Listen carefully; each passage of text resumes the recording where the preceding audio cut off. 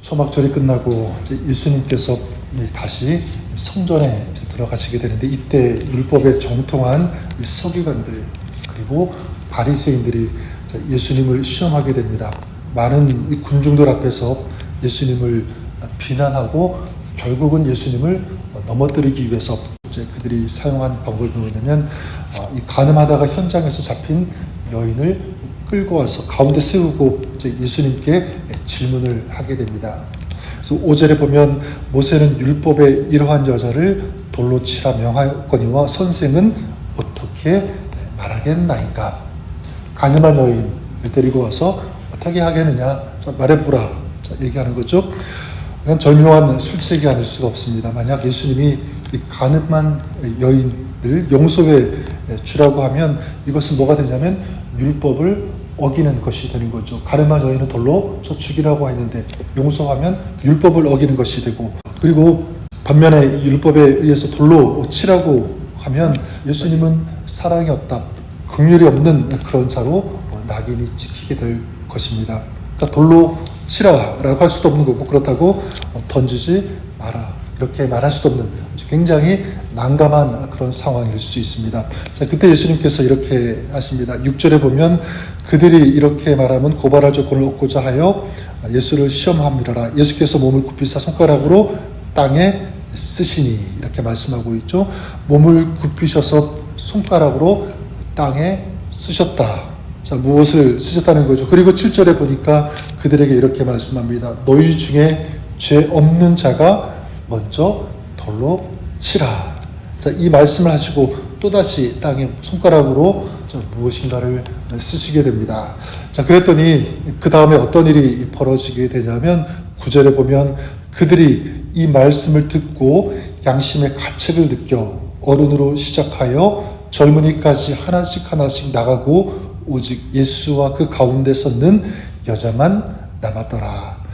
자, 우리가 질문해 볼 수 있죠. 도대체 예수님께서 땅에다가 무엇을 쓰셨기에 그들이 말없이 하나씩 그냥 퇴장했을까, 떠났을까라는 것입니다. 여기에 대해서 다양하게 우리가 추측할 수 있는데, 한 가지는 이 바리새인들의 죄를 직접 쓰셨을 것이다. 또 한 가지는 뭐냐면, 이 용서에 대한 감동적인 어떤 글을 쓰시지 않았을까, 이렇게 추측할 수가 있는데, 사실 무엇을 쓰셨는지 성경에 기록되지 않았기 때문에 우리는 알 수가 없습니다. 자, 그런데 말씀을 자세히 보면 이 바리새인들과 유대인들이 떠난 그 이유, 9절을 다시 보면 이것 때문에 그들이 떠난 것을 우리가 알 수가 있는데, 9절에 보면 저희가 이 말씀을 듣고 양심의 가책을 느껴, 이렇게 말씀하고 있습니다. 자, 그러니까 이 간음한 여인을 잡아온 사람들이 떠난 그 이유가 무엇이냐면, 무엇을 쓰신 그것 때문이 아니라 주님의 말씀 때문이었다는 것을 알 수가 있습니다. 어떤 말씀이냐면, 너희 중에 죄 없는 자가 돌로 치라라고 하는 이 말씀. 너희 중에 죄 없는 자가. 자, 그러면 예수님께서 간음한 여인을 이 잡아온 사람들을 향해 던지는 이 메시지, 너희 중에 돌 없는 자가 치라.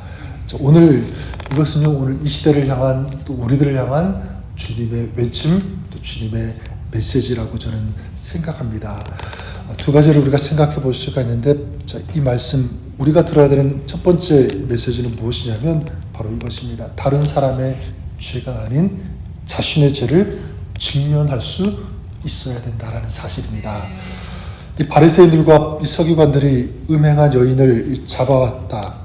자, 이들이 밝히고 또 부각시키려고 하는 것이 무엇이냐면 바로 이것 아닙니까? 이 여자가 간음하다가 현장에서 잡혔나이다. 그러니까 이들이 잘못하고 있는 것은 뭐냐면, 이 여인의 죄를 앞장세웠다고 하는 거죠. 그리고 이 여인의 죄를 공론화시켰다. 근데 결국 이 여인의 죄를 부각시키고 공론화시키고 드러내는 것은 뭐냐면, 한편으로는 자기들의 죄, 자기들의 잘못은 숨기고 있는 어떤 그런 모습을 우리가 생각할 수 있는 거죠. 자, 그러나 예수님은 어떻게 하시냐면, 너희 중에 죄 없는 자가 먼저 돌로 치라. 자, 바리새인들과 서기관들은 다른 사람, 이 여인의 죄를 들추려고 그렇게 했지만, 예수님은 지금 뭐를 보고 계신 거죠? 또 뭐를 지적하고 계십니까? 너희들의 죄를, 보라는 것입니다.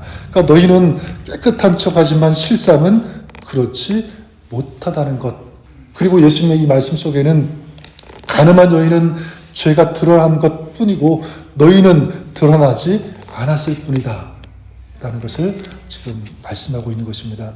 이 말씀을 보면서 우리는 어떤가, 나는 어떤가 생각해 보았으면 좋겠습니다. 우리가 보아야 할 것, 여러분, 다른 사람이 아니라 나 자신. 이 말씀을 우리가 그렇게 적용해 볼 수가 있겠죠. 우리는 보통 다른 사람의 이 눈 속에 있는 티는 보면서 내 눈 속에 있는 들보는 보지 못합니다. 예수님께서 말씀하신 것이죠. 근데 사실 우리가 그렇게 되면 안 됩니다. 저는 이걸 조금 바꾸어서 혹시 다른 사람의 눈에 들보가 보인다고 할지라도 먼저 내 눈 속에 있는 티를 볼 수 있는 그런 사람이 우리가 되었으면 좋겠습니다. 그래서 내가 더 순결해야 된다. 내가 더 깨끗해야 된다. 이것을 끊임없이 외치며 다짐하며 적용할 수 있는 그런 사람. 이것이 오늘 우리에게 주시는 주님의 음성, 주님의 메시지라고 믿습니다.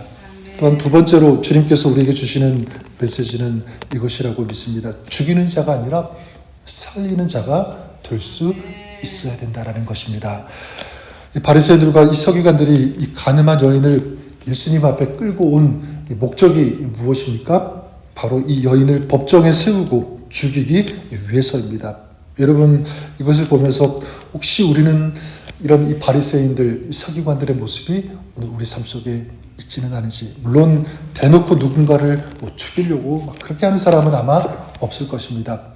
근데 교묘하게 사단은 무엇을 보지 못하게 하냐면 우리 마음은 보지 못하게 합니다. 사실 우리의 마음을 보면 깊숙이 우리 마음속에 잠재해 있는, 또 속에 묻혀 있는 그런 마음들 속에는 뭐가 있냐면, 물론 좋은 것도 많이 있겠지만 그러나 누구를 미워하는 어떤 그런 마음들이 있다는 거죠. 이것이 문제라는 사실입니다. 이게 대표적으로 누군가를 직접적으로 하지만 간접적으로 죽이는 도구가 될 수 있다는 것을 우리가 기억했으면 좋겠습니다. 그래서 요한일서 3장 15절에 이런 말씀이 있죠. 그 형제를 미워하는 자마다 살인하는 자니 살인하는 자마다 영생이 그 속에 거하지 아니하는 것을 너희가 아는 바라. 굉장히 무서운 말씀이죠. 미워하는 것, 결국 그것이 뭐냐면 살인하는 자다라고 말씀하고 있습니다. 여러분, 육체적 살인만이 살인이 아니라 누군가를 미워한다면, 혹은 비판하거나 판단한다면, 아니면 험담한다면, 자, 그것은 결국 살인하는 것이 될 수 있다. 그리고 상대방을 죽이기 위해서 법정에 세우는 행동과 똑같다라는 것을 말씀은, 또 성경은 우리에게 경고하고 있다는 사실입니다. 저는 우리가 주님께 도우심을 구했으면 좋겠습니다. 하나님, 비판이 아니라 누군가를 먼저 이해할 수 있는, 공감할 수 있는 이런 영성이 되게 하여 주시옵소서. 또한 누군가를 자꾸만 법정에 세우려고 하는 어떤 그런 태도, 그런 의지, 그런 마음의 어떤 모습이 아니라 누군가를 먼저 살리려고 하는 이것이 나의 마음, 또 우리의 마음이 되게 하여 주시옵소서. 이게 누구의 모습이냐면 예수님의 모습이라고 믿습니다. 예수님께서 그렇게 하셨죠. 예수님은 이 한 여인, 가늠하다가 잡혀온 이 여인을 비판하는 것이 아니라, 판단하는 것이 아니라 그를 먼저 불쌍히 여기셨습니다. 그리고 그녀에게 기회를 주셨고 그녀를 살리셨죠. 11절에 이렇게 말씀합니다. 너를 정죄하지 아니하노니 가서 다시는 죄를 범하지 말라 하시니라. 이게 예수님의 모습입니다. 저는 이러한 주님의 이 마음과 모습이 우리의 마음이 되고 또 우리의 모습이 될 수 있기를 바랍니다. 그래서 나 자신의 어떤 잘못, 이 죄를 먼저 생각할 수 있는 그런 사람, 또 누군가의 허물을 보는 것이 아니라 그 사람의 영혼을 바라볼 수 있는 그런 사람. 그리고 예수님으로 인해서 이 한 여인의 영혼이 살아났던 것처럼 나를 통하여 또 나의 입술과 또 나의 어떤 삶의 모습을 통해서 누군가의 마음이 살아나고 그 삶이 용기를 얻고 그의 영혼이 다시 일어나는, 살아나는 그런 생명의 도구가 되는 그런 사람. 저는 이것이 오늘 우리의 삶이 되었으면 좋겠습니다. 그래서 오늘 한 여인이 붙잡혀서 온 이 사건, 우리 한번 가슴에 또 우리 마음에 담고, 나는 이런 상황 만난다면 어떻게 해야 될 것인가?